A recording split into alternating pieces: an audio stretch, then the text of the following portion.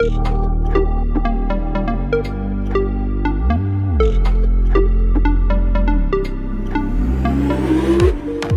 hello there. I'm Chris Angel, and my pronouns are they, them. Welcome to Allyship is a Verb, a podcast for people practicing allyship for the LGBTQ plus community and beyond. My name is Rebecca Kling, and my pronouns are she, her. Rebecca is nationally recognized as an educator, activist, and advocate who works with families, community leaders, and elected representatives to elevate the stories of transgender people and their allies. She advances the transgender movement through storytelling seminars, community workshops, political advocacy, and arts education. We were introduced through a former guest, Leanna. Thank you, Leanna. And now, 3 self-reflection questions to think about during our conversation. Stick around after for 3 more to take with you. Number 1. Is there a term or word people call me that's meant to be derogatory, but actually is a compliment to me? Number 2. What's a social issue that I was previously against, but now support? What helped me to get there and be more open? Number 3.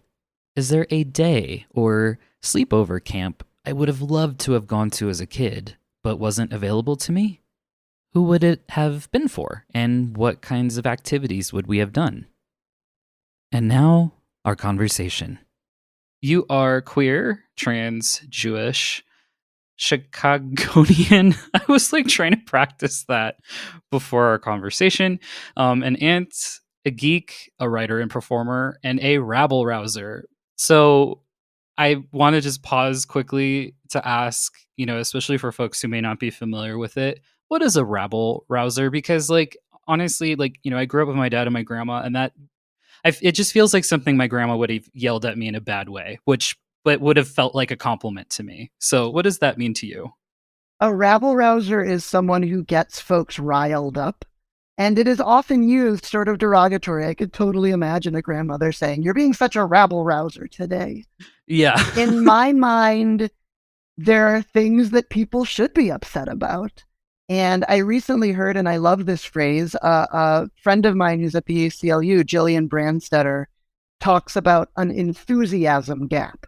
That the people who are out to get trans people are really enthusiastic about getting trans people in trouble and hurting trans people. And the people who want to protect trans people are not always as enthusiastic about that there's an enthusiasm gap. And so we need people to be roused up. We need the rabble not only to vote, but to speak up and speak out and protect those in their community. And so sometimes there's cause to get people a little riled up. I noticed in the conversation we had before this that you had used the term disrupt a few times. And I think that's another, kind of politically charged term. I know for myself, I've been organizing in the LGBTQ plus community for a really long time now. And I remember I was working on this campaign called Get Empathy, and it was part of this nonprofit called the Relational Center in Los Angeles. And when I was working with those organizers, it was really interesting because they kept saying we needed to agitate people into action. I'm like, ugh. I had such a resistance to that because I don't know. I don't think this work is always rainbows and butterflies and stuff, but I was having a lot of trouble getting behind that kind of language because I think it just felt to me so aggressive, and I'm just not that kind of person typically. And so, yeah, I don't know. I think the wording we choose, and especially in the certain spaces that we choose to use it,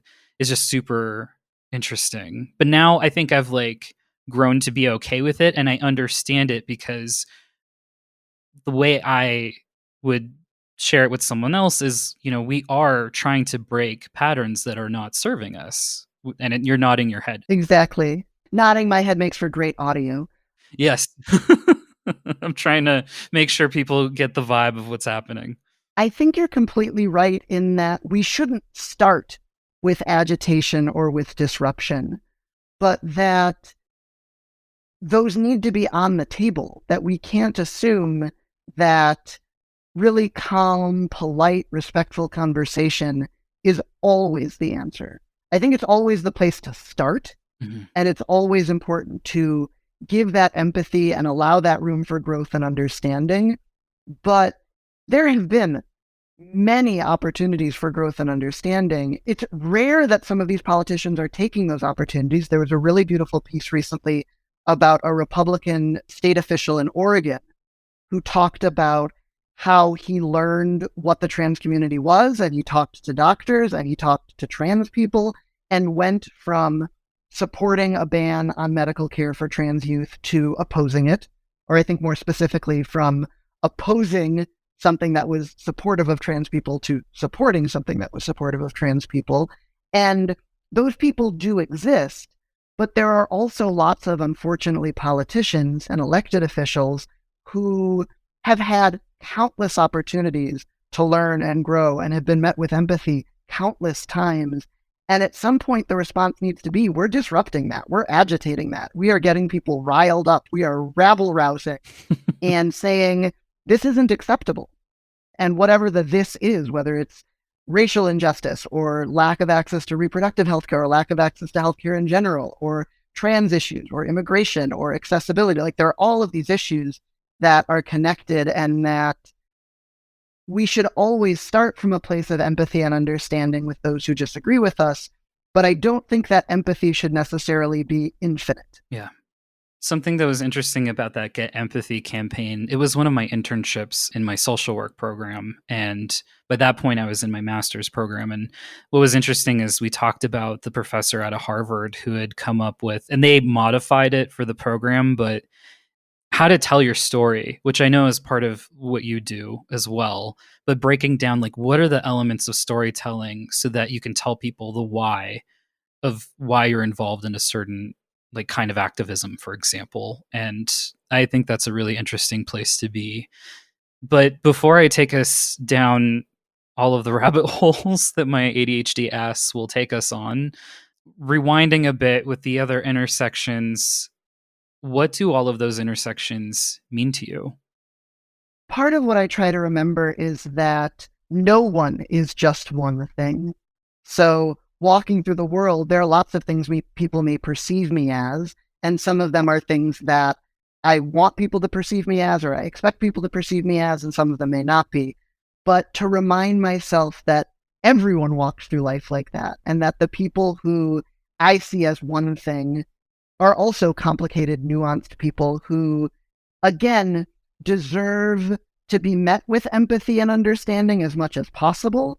And then to think about, well, what does that mean in the real world and how does that play out in real life? So backing up to what do all of those intersections mean to me, it means that I'm a part of a bunch of different communities and that I get to learn from those communities and grow with those communities.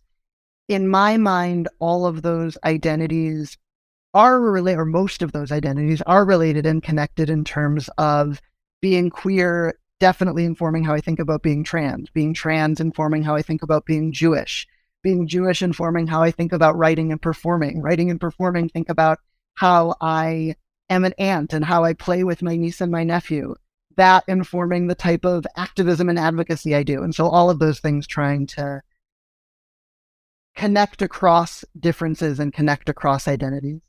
You've spent time in your youth going to day camps, and eventually you became a camp counselor. I'm curious about if there's been any particular shifts within the camping industry that you've seen over the years that you think are worth noting. A big shift in summer camps over the last couple of decades is around autonomy. And I think this is a great trend in youth development in general, of that young people are not adults, but that they are people and deserve to have an input in what happens and how it's structured. And that some of that is coming from camps to take more input in terms of what activities people want, to think more outside the box in terms of, do we also want Dungeons and Dragons, or do we also want podcasting, or do we also want other things that might not have been in camps 10 or 15 or 20 years ago? And then similarly, youth are just demanding this, that they expect to be listened to in a way that wasn't always true. And that as an adult working with young people can sometimes be frustrating, but as an activist, I think is awesome. And so even in a moment when a young person may say, or a camper may say, I don't think this policy is fair, or I don't think this activity is set up right, even when that might be frustrating in the moment, there's always a part of me that loves hearing campers or hearing young people push back against adults and push for changes they think should happen in the world. So I think that's an awesome shift that's happened in terms of an expectation from campers and from young people that they should have input into the world that they're living in. I love that so much. That actually just gave me a bunch of chills because you're right. I could absolutely see that. I went to a queer leadership camp for the first time in 2009, and I had already graduated from high school. I had graduated 2005, but it was my first time ever going to any kind of camp. It was non-traditional in that we went out to Maryland and we were staying at a university and we were in their dorms, and we weren't out, I don't know, rowing or something like you've done in your history of camp, like summer camps. But, we were more doing activism and listening to like trans elders, for example, and hearing their stories. And yeah, I do remember. I don't know. Like, I remember it just being like a really big hookup opportunity too, because I think just, all the queer and trans people were very excited about being near each other because we were all young leaders. I think part of the program was that because we were like organizing GSAs or queer student alliances or whatever, that we wanted to build on those skills and everything, and go on to do other things as well. That so like that was fueled. But like at night when things finally calmed down, the hookups and all sorts of interesting drama. Is that something that's changed at all over the years, that you've been both a youth and also a camp counselor, or is that like pretty much par for the course? So I should say I never went to sleepaway camps as a kid. Mhm. That I had anxiety and separation worries, and for better or for worse, and I think probably a little of both. I never went to sleepaway camps as a kid. So coming as an adult, first as a counselor, and now as someone on a leadership team with a summer camp for trans and gender variant youth, we certainly see some of that happening, and for lots of reasons don't encourage it. But we do sort of laugh and roll our eyes when, for example, we find campers playing spin the bottle of bug spray, or we hear about so-and-so has a crush on such and such, but such and such like so-and-so. We want to make sure that we're creating a space where campers are comfortable talking with each other and interacting in spaces with lots of trans kids, which many of them haven't done before, but also making sure it's a space where there is not hooking up or physical intimacy in that way. I don't know as an adult how to balance that. On the one hand, as an adult who's responsible for children, I can't allow that to happen. On the other hand, as a trans person who remembers being a teen, I would like there to be space where trans youth can experiment and explore their identities the same way that any teenager does. Right. I want the entire world to be safe for that, even though sometimes these designated spaces like camp or like a GSA might be the places where they find that safety. Yeah, it's really tricky. When you were going to those day camps in your youth, what did you get the most out of those experiences? And how has that changed being a camp counselor and then part of like the leadership? I love structured fun. I am a sucker for board games and for organized activities and for, the water balloon toss where you are standing a foot apart and you hand it, and then each person takes a step back and you toss it and each person takes a step back. Like, I think that type of structured fun is great and is so much about what camp is. So as a kid, I grew up just outside of Chicago in Evanston, Illinois, and biked to the lakefront and went to aquatics camp where we learned how to sail and canoe, and when the boat was working, jet ski. And so I have just very fond memories of that as a big part of what I was doing during the day in summer. As a camp counselor and now as someone on a leadership position, wanting to make sure that we are balancing between what campers want to do and what communal experiences are valuable for everyone. And what I mean by that is we want to encourage campers to be outside of their comfort zone, but in ways that are safe and hopefully fun. So everyone being able to go to the campfire and make a s'more. It's okay if that's not your favorite part of camp. That's a communal experience that's important for everyone to share together. If you have soccer on your agenda or soccer on your schedule for the day, you do actually have to go to that activity. If that's something you know you hate, maybe we can tweak it so you're helping referee, or maybe we can tweak your schedule for the rest of the week so you can participate in it today, and then tomorrow it won't be on your schedule. So try to balance, again, listening and being informed by what campers are saying they want, and also balancing that with running something that's going to work as well as it can for everyone, and not just sort of devolving into camper anarchy where everyone gets to do their own thing all the time. Thinking about logistics, some concerns I understand that like maybe parents and caregivers can have are how in the world do progressive camps deal with concerns like the sleeping arrangements, bathrooms, showering, spaces that may be typically gender segregated in public? Absolutely. Part of working in gender segregated spaces with youth is making sure that they work as well as they can for as many people as they can. And what I mean by that is doors that don't have gaps in them in bathrooms or showers. Yes. Individual shower stalls rather than communal showers, and making sure there are private changing spaces rather than assuming everyone is going to change in the middle of the bunk or in the middle of the bathroom. And those are things that I imagine most people, whether or not they're trans, feel like, oh yeah, that's much nicer. That for cultural reasons, we've gone from the expectation that in gym class or whatever, there's a communal bathroom where all the boys shower together and there's one where all the girls shower together. But that's never worked for everyone. Yeah. Like that's never been a space where everyone has felt safe and comfortable and confident. And so a lot of the things that are coming from, the push might be coming from trans youth or from trans communities, are really things that are not specific to trans communities. So again, bathroom stalls that actually have privacy, shower stalls that actually have privacy, thinking about, a shower curtain immediately over the shower stall and then a second curtain, so having a little changing area that's private, so that no camper, whether or not they're trans, is being asked to do something or be in a space where both they have to reveal their body or where they're seeing other bodies that maybe they don't want to see. And so some of that is whether or not someone is trans. More and more camps are thinking about who do campers want to bunk with rather than what gender should campers bunk with.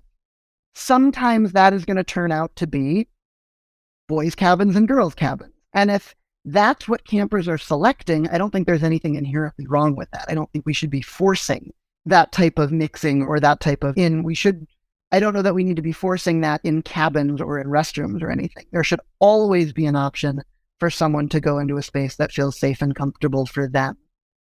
But I think a lot more of it is coming from how can we ensure that for every camper rather than how can we assume campers are going to fit into this box or that box.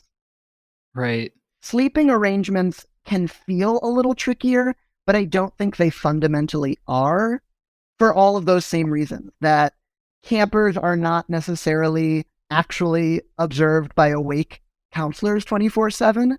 And so if a counselor is in a cabin, if that cabin has all of one gender or mixed genders, there's still adults in the cabin. They're still supervising the campers. The campers are still being watched and taken care of and being kept safe. And so the specifics of, is it a boys' cabin, a girls' cabin, a mixed cabin, a non-binary cabin, a trans cabin, those become less important if you're focusing on how do we make sure the campers are appropriately supervised. There are so many kinds of camps now, including for folks that maybe have had similar experiences. I think of youth who are grieving loved ones, for example. Maybe they lost their parents.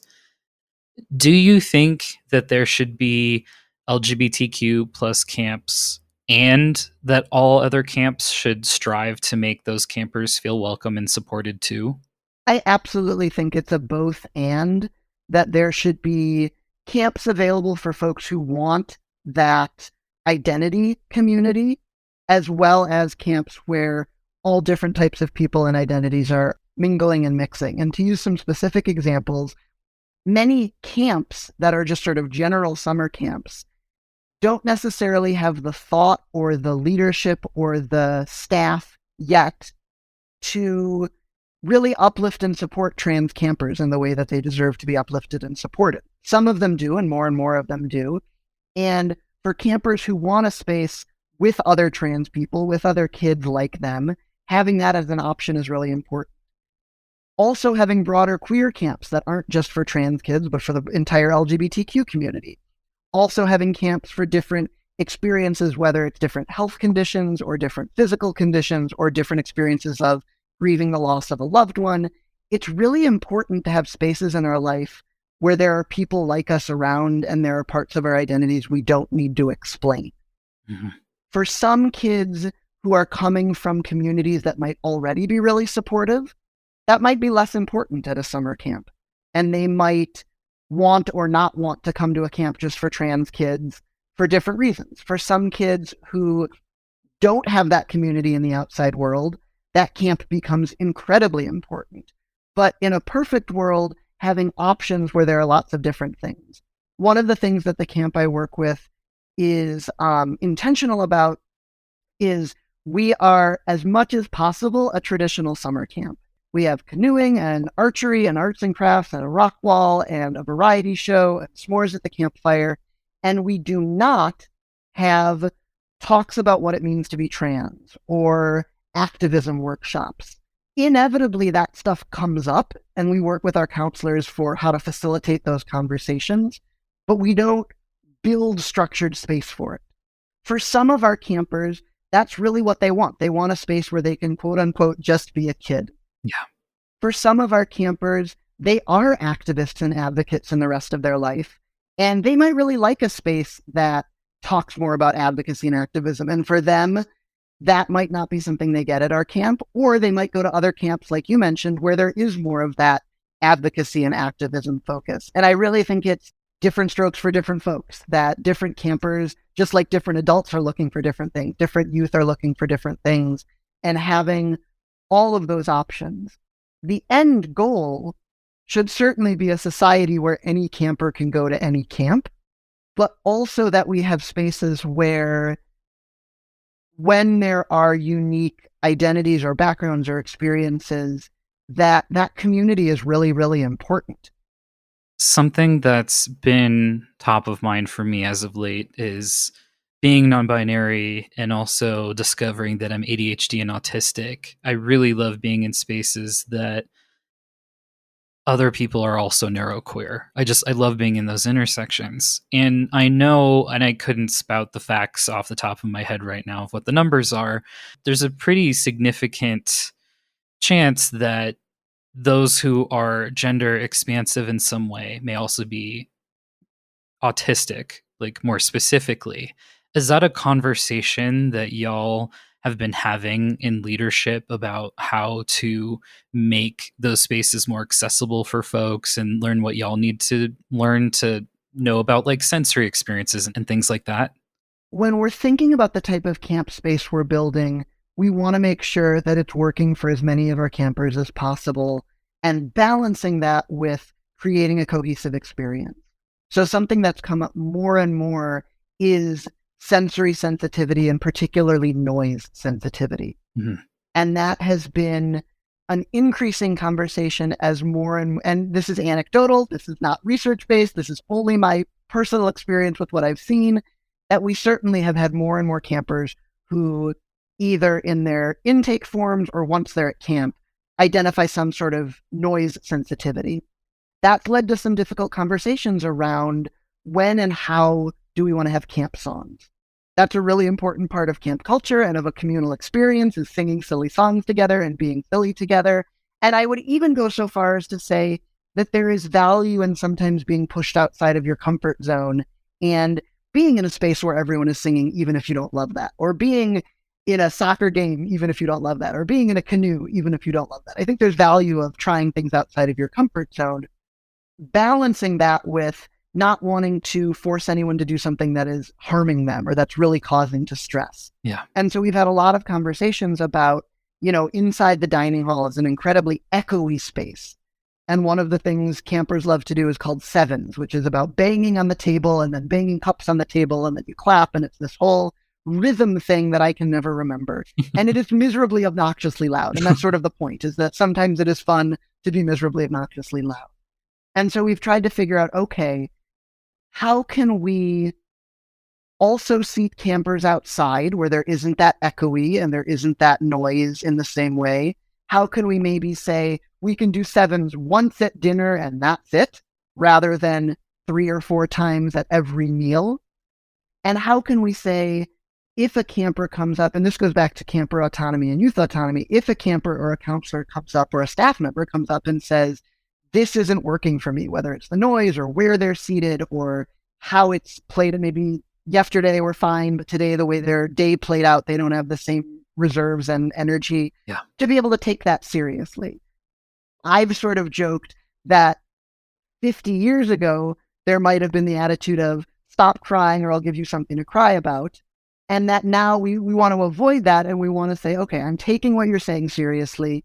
And I'm trying to figure out how we can both give you what you need as a human, whether that's a camper or a counselor or a staff member, and also be mindful of how we're part of this full community.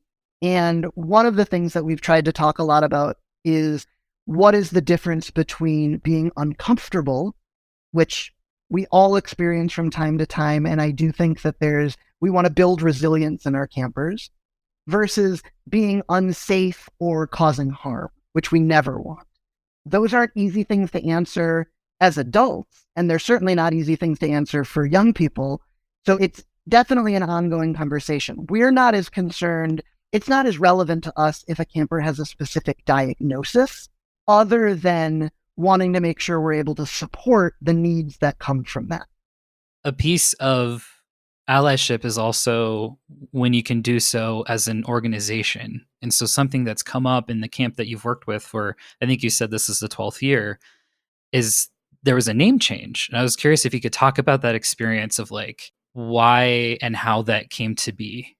I'm not naming the name because we're in sort of anxious times and there is lots of push against trans rights. And so I want to share what I've learned from camp without necessarily sort of quote unquote outing camp. So I work with a summer camp that was originally named from a native language and a native word. And this comes in the long tradition in the United States of summer camps, depending on the camp and depending on the situation, either being inspired by or borrowing or just stealing and appropriating language and cultural experiences from native communities. And over the last number of years, certainly before 2020, we had been talking on leadership and would sometimes get questions from counselors or from campers. Where does this name come from and why is this our camp name? And we would talk about that and share why that name was chosen and the history and connection. And over the last number of years, I've been thinking more seriously about, well, does this name reflect who we are now? And do we want to think about changing the name, both because we want to be forward thinking and think about where we want to go, and we want to think about and reflect on the decisions we've made and ask if this is still the right name for us. And we joked a lot that, of course, changing a name is a very trans thing to do. And so it felt appropriate for a trans camp. We'll be right back. Thanks for listening. And now back to the conversation. And the murder of George Floyd in the summer of 2020 really accelerated the conversations we were having around race and racial justice. And I think that's hopefully true for lots of organizations and lots of summer camps in particular. And the fact that we weren't able to meet in person the summer of 2020 also meant we had maybe more opportunity and space to hold conversations on the leadership team and for the board to talk and reflect. Ultimately, what was decided was to go with a name that we felt better fit what the camp is now, and that really looked ahead at what we want camp to be. in talking about this with folks on the leadership team and with the camp director, we really felt like that was something that people could take away, that our camp is not unique in having these conversations. If you Google Native American summer camp or Native American summer camp controversy, tons of stuff comes up from the American Camp Association, from newspapers, and certainly growing up in Chicago and in Illinois, I'm familiar with, so the Chicago Blackhawks, the hockey team, have a Native American mascot, which may or may not be okay depending on who you talk about. The University of Illinois has Chief Alinowick as their mascot, which may or may not be okay depending on who you talk to. But what a lot of those conversations do is look backwards at, is what we've done right or wrong, offensive or not? And part of what I feel like we really stumbled onto, and I think this was a lesson we all learned together that I'm excited to be able to share, is rather than looking backwards, which can get people really tied into, well, it was what my camp was called when I was growing up, which can be a really powerful emotional connection, particularly for camps that have been around for 50 or 100 years. Mm-hmm. Looking ahead to, what do we want our camp to be moving forward? And does our name reflect that? I would argue for a lot of these camps who don't really have relationships with Native communities and have appropriated Native language or culture or identity, the answer is no, that's not who we want to be moving forward as camps. I can't answer for every camp or every organization, but I do think there's a lot of, this is the way we've always done it, that scares people, and there's a lot of understandable emotional connection. Again, names have really deep emotional resonance. So it's understandable that if generations of a family, because some camps are over 100 years old, and so it's entirely possible that a child today and their parents and their grandparents, and maybe even their great-grandparents, went to the same camp. It's understandable that there's an emotional relationship to that name, but being able to take a step back and say, is that name really representing us the way we want to be represented? And if not, how do we rethink what our identity is as a camp, and how do we have that reflected in our name?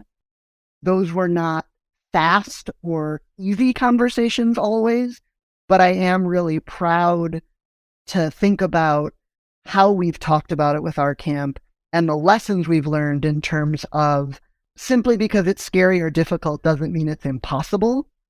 And that using that forward-thinking framing of who do we want to be rather than who were we or who are we today can be really useful. Thinking about all of the anti-trans legislation across the US, and there's similar stuff going on in places like the UK, is there an issue that is particularly closer to your heart? I would say there are two things I've been thinking a lot about lately around anti-trans legislation. One is how anti-trans legislation connects to other issues of oppression and discrimination. So healthcare is sort of the clearest example where the language and arguments being used to block access to trans healthcare are almost word for word the same being used in the reproductive healthcare space. And it's not a coincidence. And in fact, in Nebraska, we just saw the first bill that explicitly linked them and said, we're going to ban gender-affirming care and we're going to ban abortion access. And it seems like the thinking there is really, people hate trans people enough that they're willing to give up abortion rights. I don't think that's true. I don't think people hate trans people enough to give up abortion rights. I think most people don't hate trans people at all. But the push from the right is very clearly saying medical decisions should be politically decided, and conversations between you and your doctor should also have politicians in the room. That's ridiculous. That is so problematic for everyone that it's frustrating that people don't necessarily see that connection, whether it's around reproductive access or trans rights, that having government intervention in healthcare in that way is only a bad thing and only hurts people. Which, again, isn't to say that there should be zero regulations around healthcare. I'm a big fan of medicine being tested by the FDA, or knowing that what I buy at the drugstore is what it says on the label. So I'm not saying it should be an anarchist free-for-all, but that when it comes to what is actually being prescribed and what patients can and can't do with and to their body, that should really be an individual decision or individual evaluation with doctors, not with politicians. The other issue I've been thinking a lot about is around fairness in sports. And I've really changed my thinking about this in the last couple of years from, well, maybe there's room for compromise, maybe there's interesting perspectives, to it's not seen unfair to be a left-handed person playing baseball. It's not seen as unfair to be a tall person playing basketball. Bodies are different. We're all on a bell curve. Those bell curves overlap a lot more than they don't. And the range of what it means to be a man or a woman is huge. A man being shorter than a woman doesn't mean that they're both not really that gender. A woman being taller than a man doesn't mean they're both not really that gender. And that I would rather focus on fairness of allowing everyone to participate, which is just like a true or false thing. Can people participate on the teams where they feel most affirmed and included? Versus this wishy-washy, what does fairness mean? How long has someone been on hormones? What's their testosterone level in their blood? Like, those are just not relevant questions to me. When we talk about someone like Michael Phelps, his quote-unquote unfairness is seen as a benefit, that he's such a good athlete because of these physical differences. But when we talk about someone like Caster Semenya, or very often Black women, who are viewed or tested and have different testosterone levels or different chromosome issues, or just not what the people in charge expect women to look like or act like or be like, it's somehow quote unquote unfair. I want to meet people with empathy, and I want to help people learn and grow from where they are. But I'm kind of done with having a conversation about whether or not it's fair to have trans kids playing sports, because that just doesn't feel relevant to me of what is the fairness we want to build in our society, and what is the fairness we want to teach kids in particular. When thinking about Jewish culture and how that can intersect with like one's queerness and transness, you had mentioned on another podcast that you had a bar mitzvah and not a bat mitzvah. In recent years, I've been aware that there have been folks that have had more gender neutral events for that, and they may call them B mitzvahs, or I don't know how to pronounce it. B'nai mitzvah. Thank you for that. But especially during the time that my friends were having those rite of passage opportunities, we just weren't really talking about things like gender neutral, and, you know, like just those weren't conversations we were quite having yet. So I'm curious to know, are there differences between what would happen in a bar mitzvah versus a bat mitzvah? And do you think it would be better, and I'm not trying to like erase cultures and, you know, things that are important to them and traditions. I'm just curious, do you think it's worth exploring just making it more neutral moving forward? Or do you think it's important for a person to decide for themselves what would best honor them of those, let's say, three options? Difficult questions of identity and of tradition and of faith and community. One of the things I love about Judaism, and I draw a lot of parallels to trans identity, is if you ask any two trans people what it means to be trans, you're probably going to get different answers. If you ask any two Jewish people about what it means to be Jewish, you're probably going to get different answers. And there is a joke, 2 Jews, 3 opinions, to reflect that Jews are an argumentative people, even among ourselves. What those ceremonies look like, a bar mitzvah or a bat mitzvah, can really depend on the particular synagogue or congregation, and depend on the community that that person is in. The synagogue I went to, the bar mitzvah and the bat mitzvah were almost identical except for that language. In some more conservative spaces or Jewish spaces, they may look a little more different and talk more about what are the roles of a man versus a woman in Jewish life. The synagogue I went to was not coming from that perspective, and so the roles of being a Jewish adult didn't really look different for men and women. That said, language matters, and so the fact that I had a bar mitzvah rather than a bat mitzvah had an impact on me. And I would have loved to have the opportunity to have a b'nai mitzvah or something that felt a little more gender neutral. It is difficult, and I actively resisted learning Hebrew in Hebrew school, so I certainly don't remember any now. But Hebrew, like many languages, is a gendered language, and so that's difficult, and there are different Jewish communities who are trying to make more gender neutral Hebrew.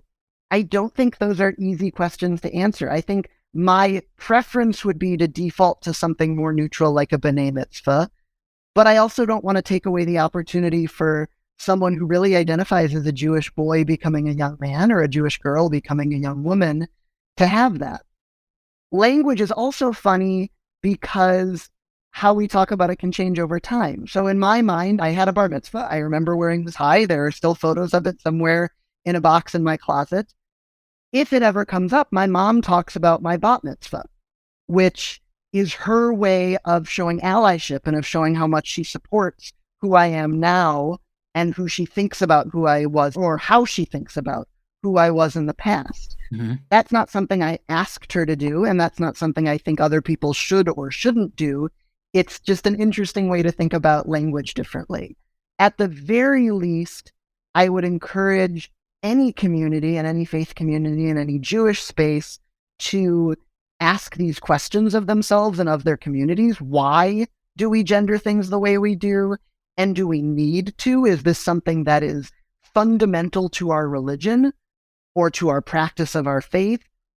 Or is it just really the way things have been done? And maybe it isn't that important, or maybe it isn't foundational. Maybe it was important and isn't any longer, or maybe it is important, but not as important as allowing people to live as their authentic selves. I think more and more Jewish spaces are going in that direction, at least more and more of the sort of progressive Jewish spaces I'm in.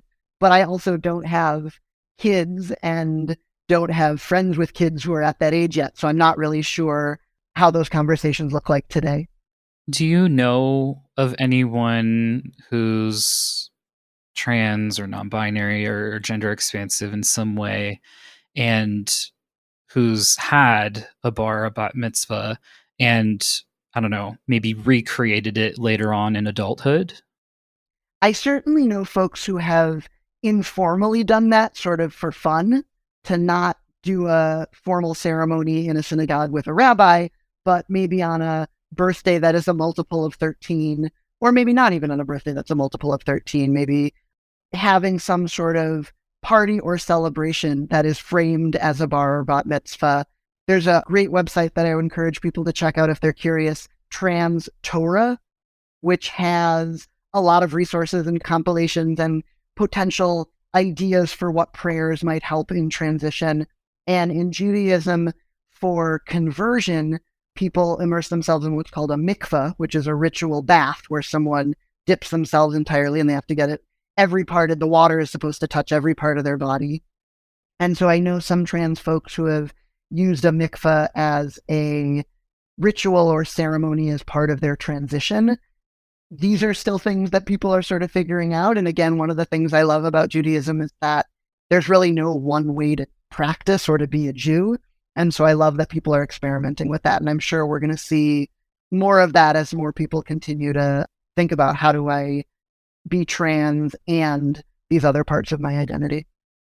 I became a social worker because the legal world and politics have just been way too emotionally charged for me. So is social work, but it's been in a different way that's been easier for me to care for myself. How do you take care of yourself in this space, especially when there's asshats coming at you after you've said something and they didn't like it? Like, yeah. How do you take care of yourself? I take care of myself, well, inconsistently, I'll be honest. I try to do the things that we're all supposed to do, of getting enough sleep and eating well and exercising and all the things that everyone tell us. Some of that is easier now that it's getting into the summer. So we're recording this in mid-May, and I got to go for a bike ride yesterday along the Chicago lakefront, which I deeply, deeply love being able to do. Some of it is being in community, working with other trans folks and allies to be able to vent and commiserate and share with each other and not feel like we're going it alone. A phrase that I've really come to like. So I've never been a fan of "it's not a sprint, it's a marathon," because marathons sound miserable. Like, I have no deep respect to anyone who's running a marathon, not my cup of tea. But I've really come to like the phrase, it's not a solo, it's a chorus. But the thing with a chorus is that not everyone is singing at once. I can take a breath knowing that you're going to be there to maintain the melody. And I really like that metaphor of if I need to take a step back, I hope and rely on there are enough other people in the movement that they're able to step in as well. You've told me that the work is never done, and I agree. So, what support outside of the self care that you've done like helps keep you to keep going? Like, what keeps you motivated that this is the work I need to be doing right now?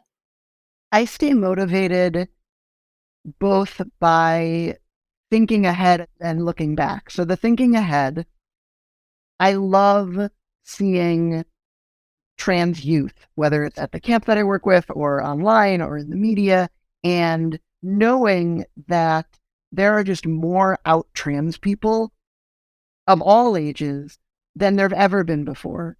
And thinking what gives me hope about even in the decade or so that I've been doing this sort of formal advocacy work.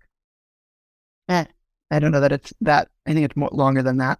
So even in the time that I've been doing this formal advocacy work, seeing more and more people in businesses saying, I care about this because my sister or friend or child's friend or child teacher or neighbor or mail delivery person is trans, that there are just more out trans people and more people who know us.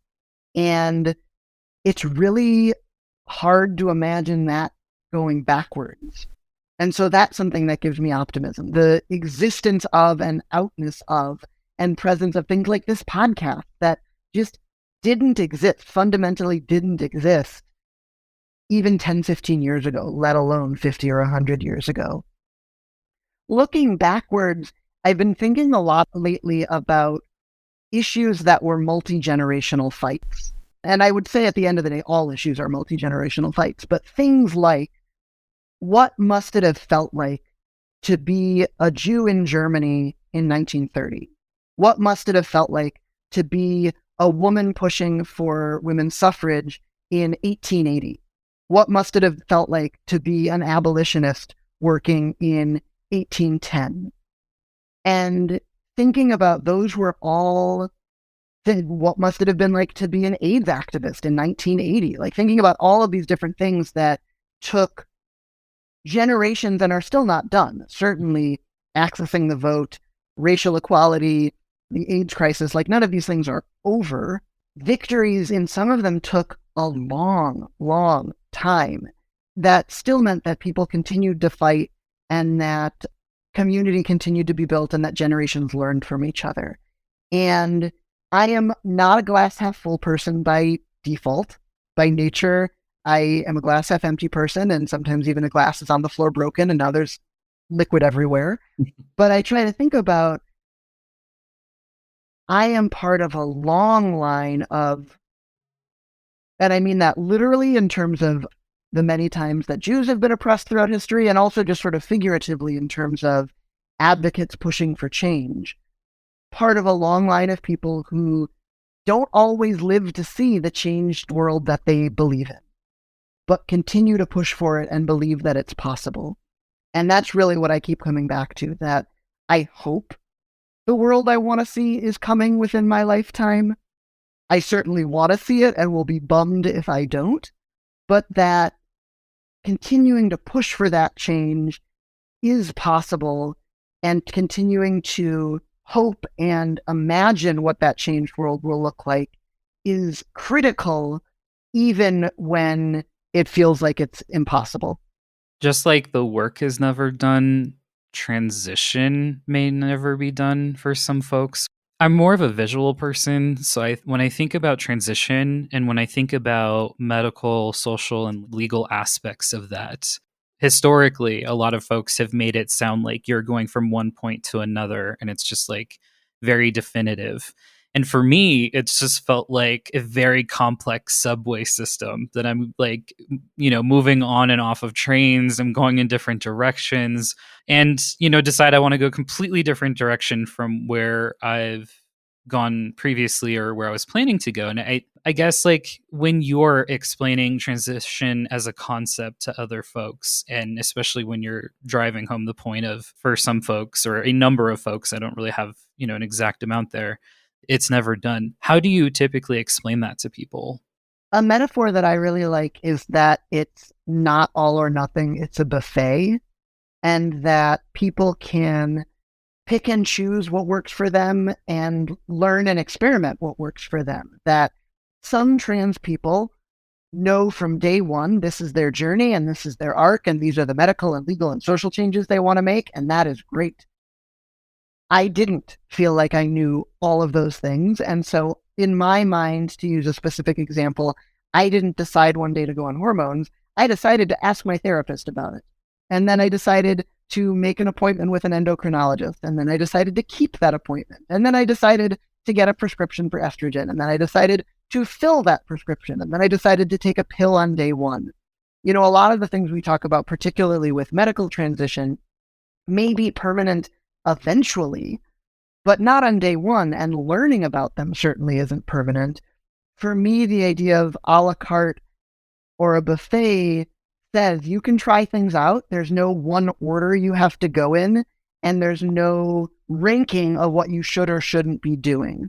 In terms of what that means for folks to transition, also just thinking about there isn't one life path for anyone, and we all learn different things about ourselves at different ages. While on the one hand, it is convenient to go through those phases alongside your peers in terms of, their expectations around high school or middle school or college or whatever, and what social skills you should have or what you're learning about or what dating is like then. Lots of people don't have that, whether or not they're trans, and that's okay too. Is there a person from the broader queer and trans community, whether they're still with us or not, that you wish you could have a conversation with? And if so, what would you want to talk about with that person? When I was first transitioning, I went to programming at the Broadway Youth Center in Chicago, which, among other things, does some great programming for 24 and under trans people. And I remember we went out as a group to an event, and some of us were taking the train back, and the two facilitators of the group, who I am now quite a bit older than, but at the time I was looking up to, and they were in their, must have been late 20s, maybe early 30s, maybe. And I remember looking at the two of them sitting on the L train in Chicago, and the two of them talking, and it was sort of the end of the night. Most of the other people in the group had gone. And so I think their guard was down and they were being a little more social and a little less at a distance than they might have normally been with the members of their group. And I remember it being maybe the first time that I'd ever seen trans adults and felt like, wow, they're just people. Because there weren't trans adults I was seeing on TV. There weren't trans adults I was reading about in books who felt like a life that I could imagine myself building. And this felt like, wow, I had this moment of sort of vertigo of going from seeing them as these wise, older trans people who were running this group to the potential of being peers and living in a world where there were just trans folks hanging out on the L and chatting. And I wish I could talk with them. I'm confident that they don't remember the situation the same. Maybe they don't remember it at all. But I would love to hear, now that I'm a little older and have gone from being a youth participant in that programming to helping run programming for trans youth, I would be really curious to hear what that was like for them and what it felt like for them at the time, and how they think about those moments. What's one allyship tip you'd like everyone listening to consider? I would like people to consider the relevance of someone's identity when they're being an ally. And what I mean by that is, I don't go to the trans dentist to get my trans teeth trans cleaned. Sometimes me being trans is super duper relevant if I'm at the doctor talking about my hormone levels. Sometimes it's maybe relevant when I had my gallbladder out. I told them that when they do an abdominal scan, I don't have ovaries or a uterus because my body wasn't built that way. They didn't come pre-installed at the factory. Sometimes being trans might be relevant. So these days, I would say, unfortunately, some travel within the United States and certainly some international travel may feel more or less safe for someone who's trans. That's a maybe relevant. And then sometimes being trans is not at all relevant. If the question is whether we want to order pizza or Thai food, me being trans has nothing to do with that. And so I would encourage people to think about when they're an ally, is that part of someone's identity relevant right now? And if it's not, that's okay. And if you're unsure, that might be a thing to ask. Hey, I'm thinking about this issue, and I'm not sure if it's really connected to you being trans or not, or any other part of your identity. How should I be thinking about this? So again, thinking about relevance. Rebecca, thank you so much for taking the time to have this conversation with me. I am so proud to work alongside folks such as yourself in this movement, especially when things feel hard and it's my turn to take a breath. I appreciate your vulnerability and the great care you took with talking through crunchier topics. Thank you, thank you, thank you. I appreciate you so much. If you're interested in learning about different LGBTQ plus camps, I have a list of them on one of my websites. It includes camps for youth, adults, and families. They're primarily in the United States, but I also have a few in Canada and the UK too. I'll include a link in the show notes and on the episode page. I also want to quickly announce that Allyship is a Verb was nominated for the Rainbow Mike category of the Sonic Bloom Awards. I cannot believe it. Honestly, this is a really wild year. But it's organized by She Podcasts, who produces She Podcasts Live. I am truly touched and excited, and this is the third nomination we've gotten this year overall. So I just want to take a moment to celebrate that with all of you. So thank you for listening. Thank you for helping in all of the different ways that y'all do when you're sharing episodes, you're telling other people about the podcast, to my lovely audio engineer and transcriptionist. Like, couldn't do this without all of you. And especially the folks who support financially through buying merch or stickers or donating monthly. Like, all of that makes a huge difference to make it easier for me to produce this. So thank you, thank you, thank you. Well, and bittersweet news, folks, this is a wrap on season 2. I hope you'll join us for season 3 in August. Until then, happy Pride and take good care. I'll miss y'all. Until next time. Before you go, here are the final 3 self-reflection questions for this episode for you to think about as you go. Number 4. Do I feel safer in gender-segregated spaces? Do I wish spaces were more gender neutral? Number 5. What kinds of descriptors do I use for people when I'm telling a story? Are they truly relevant to the story? Number 6. What am I planning to do for Pride Month? If this is my first one, how am I feeling about it? Visit allyship.com for any resources and a full transcript of the episode. And remember, sometimes allyship means considering the relevance of someone's identity.